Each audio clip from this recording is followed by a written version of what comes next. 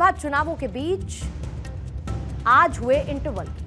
चुनावी क्लाइमैक्स के शुरू होने से पहले की इस बेचैनी पर आज हम आपके लिए इस पूरे चुनाव की एक शॉर्ट समरी लेकर आए, जिसके जरिए हम चुनावी कसरत में नेताओं की मेहनत वाला एक विश्लेषण भी करेंगे। इसके बाद वो खबर जो हर उस शख्स के लिए देखना जरूरी है जिसके घर में एयर कंडीशन है, क्योंकि एयर कंडीशन इस भीषण गर्मी में एक पोटेंशियल बॉम्ब की तरह काम कर रहा है।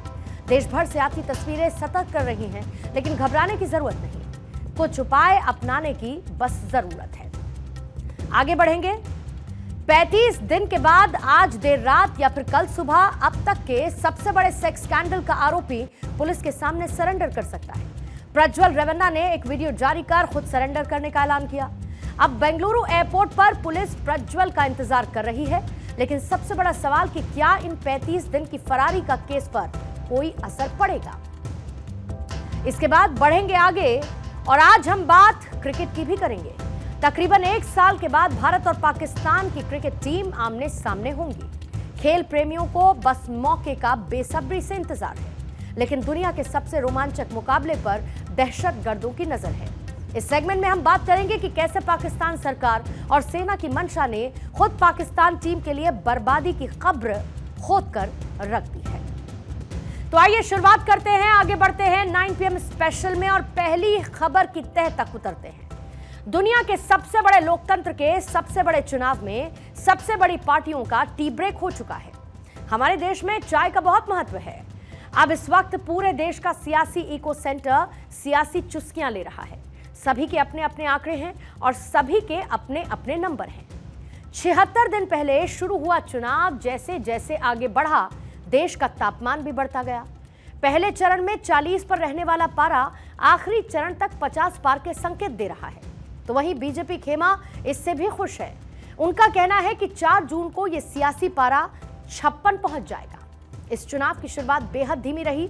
यहां पर वोटर भी धीमी गति से वोटिंग सेंटर पहुंचे, तो नेताओं के भाषण भी बड़े साधारण रहे। सारे मुद्दों पर 400 पार का मुद्दा बहुत भारी हो गया, और यह इतना भारी था कि पहले 2 चरण में 400 पार के मुद्दे को विपक्षी पार्टियां भी ब्रेक डाउन नहीं कर सकी। एक पल के लिए चुनावों में लोकतंत्र का सीट गणित बीजेपी के सीट गणित के साथ कंफ्यूज कर गया। विपक्षी पार्टियां 400 पार के सीट समीकरण को सॉल्व करने में जुट गई, और जब तक यह समझ आया कि लड़ाई 400 की नहीं बल्कि 272 की है, 2 चरण पास हो चुके हैं। तीसरे चरण से चुनाव ने मोमेंटम पकड़ा। नारों के नए नए पैरा जनता के सामने रख दिए गए।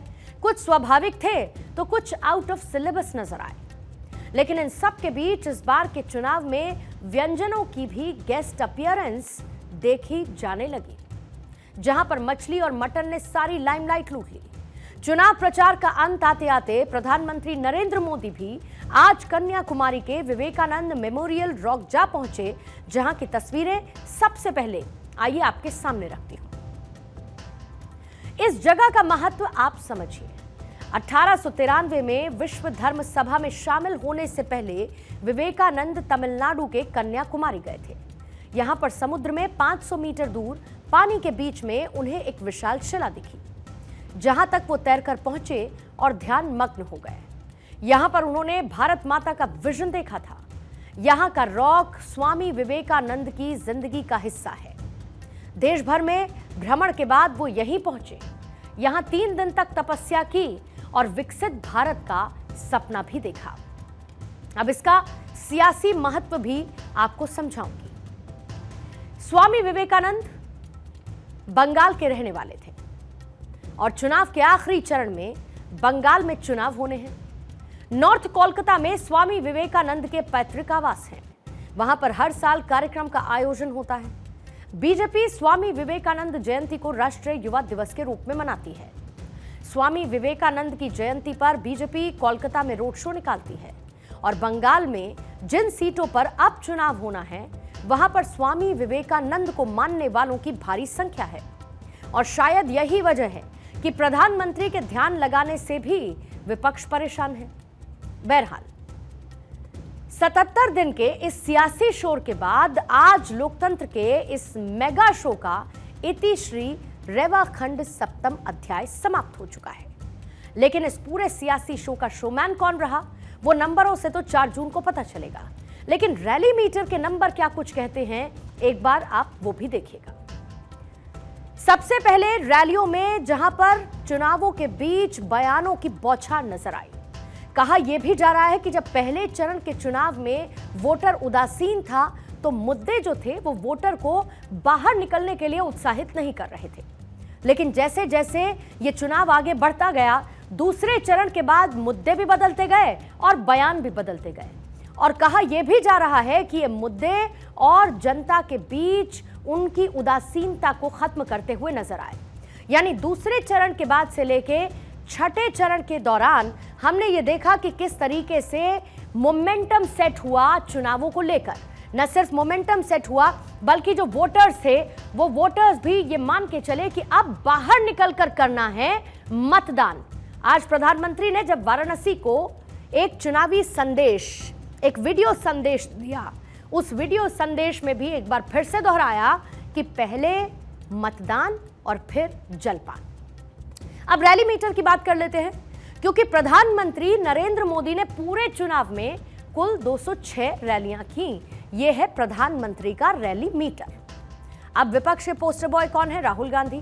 राहुल गांधी इस चुनाव में कुल 71 रैलियां करते हुए नजर आए।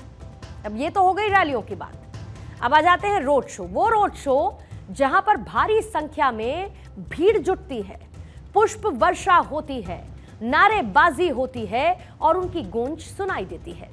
तो प्रधानमंत्री नरेंद्र मोदी ने 18 रोड शो किए, राहुल गांधी ने इससे बहुत कम यानी कि सिर्फ 5 रोड शो किए।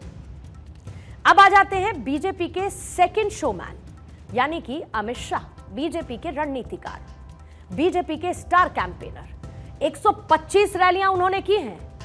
तो वहीं दूसरी तरफ प्रियंका गांधी ने जहां चुनावी जमीन पर मोर्चा संभाल रखा था, 28 रैलियां उनकी तरफ से की गई। अब रोड शो किसने कितने किए? अमित शाह ने किए 27 रोड शो, तो प्रियंका गांधी ने कुल मिलाकर किए 10 रोड शो। अब आ जाते हैं बीजेपी के एक और स्टार कैंपेनर के साथ, उत्तर प्रदेश के मुख्यमंत्री योगी आदित्यनाथ। कुल मिलाकर 189 रैलियां, रिपीट करती हूं 189 रैलीज योगी आदित्यनाथ ने की। अब इधर आ जाइए, उत्तर प्रदेश की राजनीति में अपना दमखम दिखाने वाले अखिलेश यादव सपा प्रमुख, 54 रैलियां इनकी तरफ से की गई। अब 189 और साथ ही 54, ये आप कंपैरिजन करिए। अब इसमें जो ज्यादातर रैलियां वो जाहिर है कि उत्तर प्रदेश की रही, क्योंकि उत्तर प्रदेश की 80 सीटें बहुत महत्वपूर्ण है और ये कहा जाता है कि ये 80 सीटें यानी कि लखनऊ से रास्ता तय होता है दिल्ली का, उत्तर प्रदेश से रास्ता तय होता है दिल्ली का, इसीलिए पूरा दमखम लगा दिया गया है। अब यहां पर गौर करने वाली बात क्या है कि प्रधानमंत्री नरेंद्र मोदी रैलियां और रोड शो के मामले में टॉप पर रहे और साथ ही उन्होंने क्या किया, 80 इंटरव्यूज भी दिए, साक्षात्कार दिए। अब आप इस पूरे इवेंट को एक सिंपल मैथमेटिक्स के साथ जरा सॉल्व करिए। चुनाव शुरू हुए कुछ 76 से 77 दिन हो चुके हैं और 1848 घंटे हो चुके हैं। प्रधानमंत्री ने रैलियां की 206, यानी कि हर रैली में न्यूनतम 30 मिनट का भाषण दिया, यानी कि 103 घंटे भाषण प्रधानमंत्री की तरफ से दिया गया। एक रोड शो करने में मिनिमम लगता है 1 घंटा और पीएम मोदी ने किए 18 रोड शो, यानी कि 18 घंटे। हालांकि प्रधानमंत्री के कुछ ऐसे रोड शोज थे जो कि 4-4 घंटे तक भी चले हैं, वो तस्वीरें भी हमने आपको दिखाई। लेकिन 80 इंटरव्यूज दिए और मिनिमम 30 मिनट के यानी कि 40 घंटे सिर्फ इंटरव्यू प्रधानमंत्री की तरफ से दिए गए। अब आप इसे ऐड करिए तो आपको यह पता चलेगा कि प्रधानमंत्री नरेंद्र मोदी ने मिनिमम 161 घंटे एक्टिव प्रचार किया। और इसी फॉर्मूले में अब विपक्ष के कुनबे को रख देते हैं और विपक्ष के सबसे बड़े नेता राहुल गांधी का खाता खोलते हैं। उन्होंने करीब 40 घंटे का एक्टिव प्रचार किया। अब आप जरा ये सोचिए कि दोनों ही नेताओं के डायरेक्ट इंटरैक्शन में डिफरेंस क्या आता है, 110 घंटे का। ये फिगर यानी कि 110 घंटे का जो फर्क है दोनों के बीच, वो ये बताने के लिए काफी है कि चुनावों को और चुनावी प्रचार को गंभीरता से कौन कितना ज्यादा लेता है। कौन जनता के बीच जाकर मुद्दों को रखने के लिए तत्पर रहता है। 161 घंटे प्रधानमंत्री के, 40 घंटे राहुल गांधी के। यही नहीं, चुनाव प्रचार खत्म होने के साथ ही प्रधानमंत्री मोदी ने यह दावा किया कि उनकी सरकार बनने जा रही है और इसको लेकर उन्होंने 125 दिन का रोड मैप भी तैयार कर लिया है। और इसका जिक्र उन्होंने भारत 24 के साथ दिए गए इंटरव्यू में भी किया था कि आखिर ये 125 दिन का उनका रोड मैप है क्या। अब इसी रोड मैप में 25 दिन विशेष तौर पर युवाओं के लिए केंद्रित किए गए, क्योंकि 100 दिन का रोड मैप हर पार्टी देती है, लेकिन प्रधानमंत्री ने इसमें 25 दिन जोड़े युवाओं के लिए। यानी कि अगले 5 साल में कौन कौन से बड़े फैसले लेने वाले हैं, इसकी भी एक रूपरेखा खींची जा चुकी है। अब आने वाले 25 साल प्रधानमंत्री का विजन क्या रहेगा, सरकार कैसे तेजी से आगे बढ़ेगी, इसकी भी बात उन्होंने की 2047 विजन के साथ। अब विपक्ष का दावा क्या है कि अगर उनकी सरकार बनती है तो वो 48 घंटे में प्रधानमंत्री का चेहरा अनाउंस कर देंगे। इसको लेकर उनका कहना है कि जिस दल की सबसे ज्यादा सीटें होंगी उसी दल से प्रधानमंत्री चुना जाएगा। लेकिन अगर एक नजर इन दलों पर हम डालते हैं तो विपक्ष में हर एक नेता प्रधानमंत्री बनना चाहता है। और ऐसा क्यों है? क्योंकि इंडी अलायंस में कई दल शामिल हैं, मल्टी पार्टीज इसमें हैं, और हर एक दल अपने नेता को प्रधानमंत्री यानी कि उस कुर्सी पर जाते हुए देखना चाहता है। मतलब यह है कि कांग्रेस चाहती है कि राहुल गांधी देश के प्रधानमंत्री बने, टीएमसी चाहती है कि पश्चिम बंगाल की मुख्यमंत्री ममता बनर्जी को पीएम बनाया जाए, शरद पवार की एनसीपी अपने नेता को देश का प्रधानमंत्री देखना चाहती है, और ऐसे ही सपने उद्धव ठाकरे की पार्टी भी देख रही है। इस रेस में समाजवादी पार्टी पीछे नहीं है और उनका इरादा है कि अखिलेश यादव को प्रधानमंत्री की कुर्सी पर बिठाया जाए। अब प्रचार के लिए बेल पर बाहर हैं दिल्ली के मुख्यमंत्री अरविंद केजरीवाल। उनकी पार्टी की तमन्ना है, ख्वाहिश है कि अरविंद केजरीवाल भी बने प्रधानमंत्री। अब एक बार फिर से जरा इन चेहरों को देखिए। ये वो चेहरे हैं जो हैं तो विपक्ष के बड़े चेहरे, और ये कह दिया गया है कि जिसकी ज्यादा सीटें होंगी प्रधानमंत्री उसी पार्टी का बनेगा। लेकिन ये हर कोई चाहता है कि प्रधानमंत्री की कुर्सी पर काबिज हों ये तमाम चेहरे। अब आप जरा ये देखिए कि नतीजों के बाद अगर विपक्ष सरकार बनाने लायक सीटें लाती भी है तो क्या वो एक साथ आ पाएंगे? इसको एक छोटे से एग्जाम्पल से समझाने के लिए आपको राहुल गांधी का एक बयान सुनाते हैं, जहां पर वो ये कहते हैं कि एक मुख्यमंत्री जेल में है तो एक मुख्यमंत्री बाहर है। यहां पर वो बात अरविंद केजरीवाल की कर रहे हैं। जरा बयान सुनिएगा। 2 चीफ मिनिस्टर अरेस्ट हुए, 2 हुए। आदिवासी चीफ मिनिस्टर अभी भी अंदर है।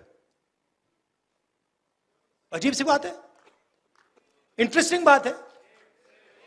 2 चीफ मिनिस्टर है, मतलब 2 स्टेट्स ने इन लोगों को इलेक्ट किया है,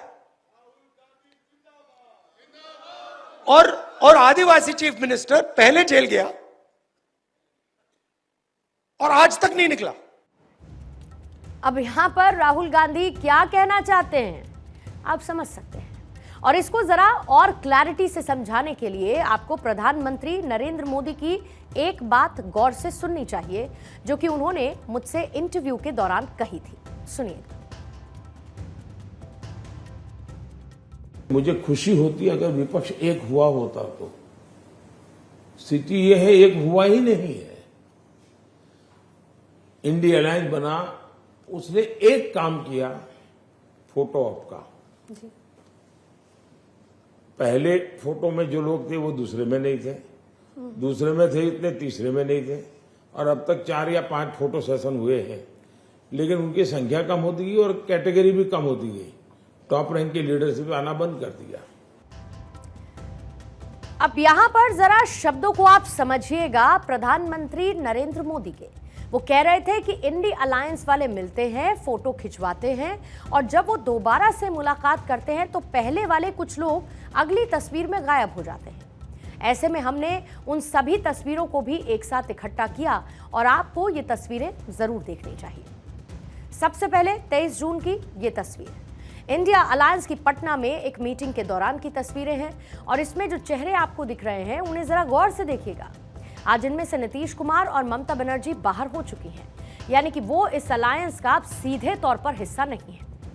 दूसरी बार मीटिंग होती है 17 से 18 जुलाई बेंगलुरु में, और इसमें राहुल गांधी के सबसे करीब बैठी ममता बनर्जी आज अलायंस से बाहर हैं। वहीं सीपीएम महासचिव आपको दिख रहे होंगे, ये बंगाल में तो कांग्रेस के साथ है, लेकिन केरल में एक दूसरे के खिलाफ लड़ रहे हैं। और अरविंद केजरीवाल के बगल में एक और चेहरा आप देखिएगा, यह है सीपीआई के महासचिव डी राजा।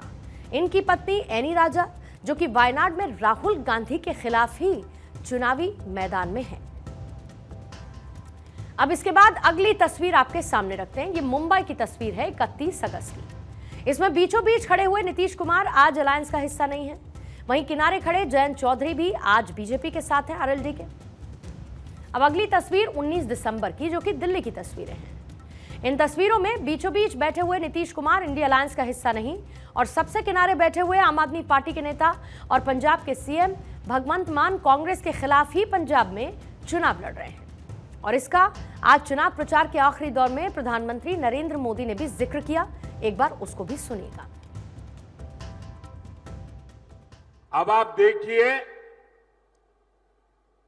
यहां तो आमने सामने लड़ने का ड्रामा कर रहे हैं, दिल्ली में एक साथ चुनाव लड़ रहे थे।